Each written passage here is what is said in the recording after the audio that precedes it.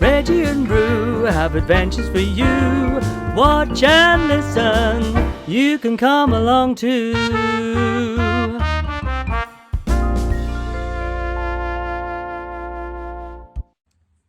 Are you ready for the final chapter?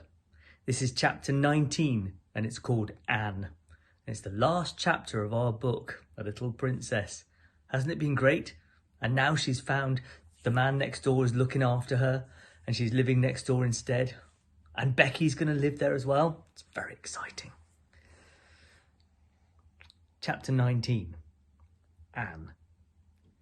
Never had such joy reigned in the nursery of the large family. Never had they dreamed of such delights as resulted from an intimate acquaintance with a little girl who was not a beggar. The mere fact of her sufferings and adventures made her a priceless possession. Everybody wanted to be told over and over again the things which had happened to her. When one was sitting by a warm fire in a big glowing room, it was quite delightful to hear how cold it could be in an attic.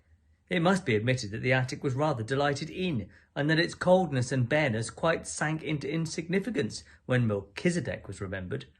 And one heard about the sparrows and things one could see if one climbed on the table and stuck one's head and shoulders out of the skylight.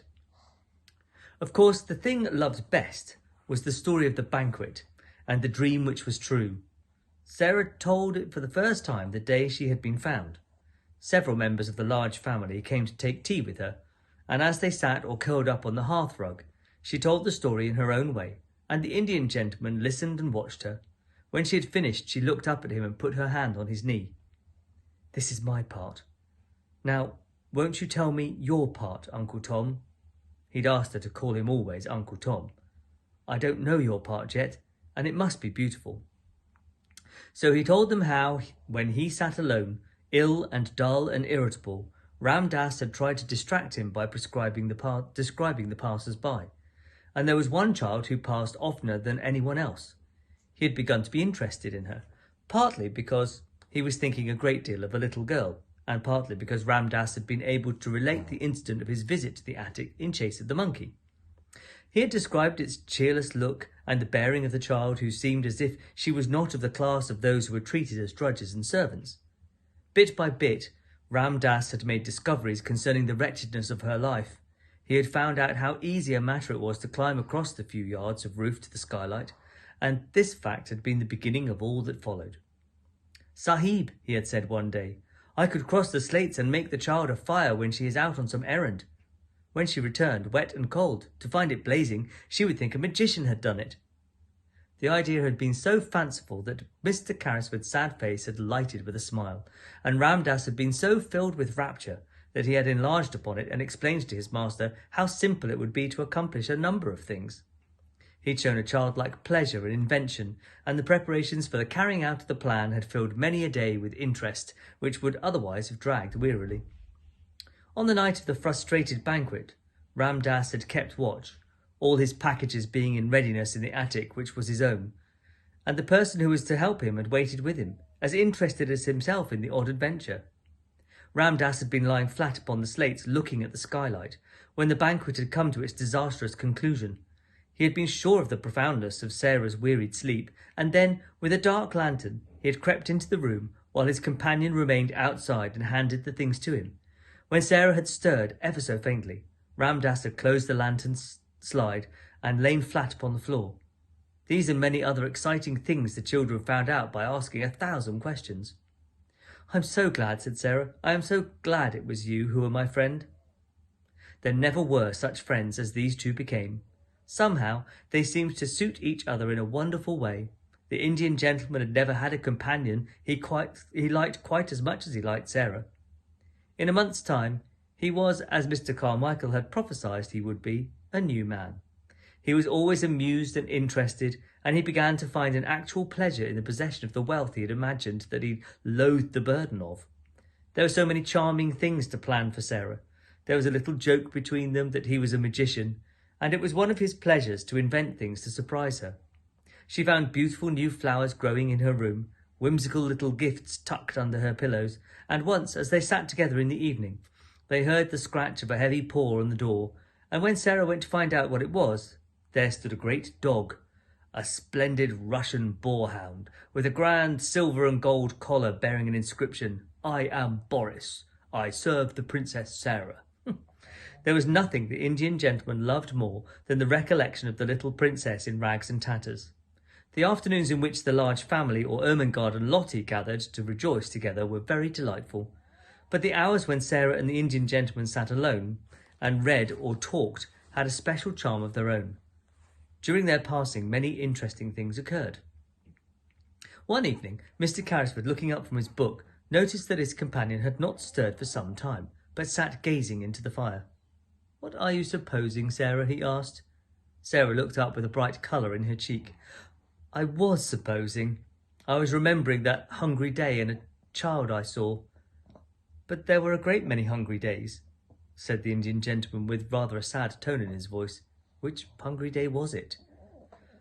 "Oh, I forgot you didn't know. It was the day the dream came true." Then she told the story of the bun shop and the fourpence she'd picked up out of the sloppy mud, and the child who was hungrier than herself.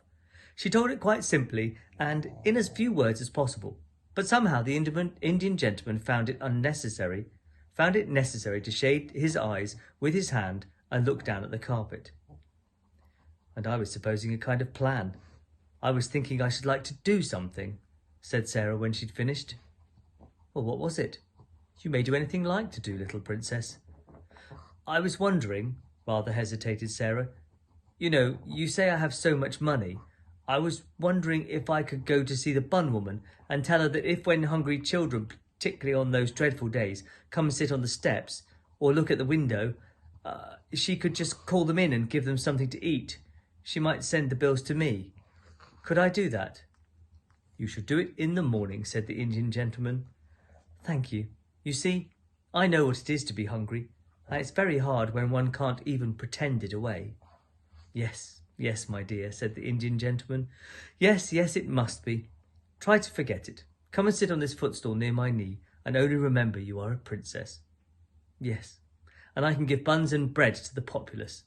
And she went and sat on the stool, and the Indian gentleman, he used to like her to call him that too sometimes, drew her small dark head down on his knee and stroked her hair. The next morning, Miss Minchin, in looking out of her window, saw the things she perhaps least enjoyed seeing.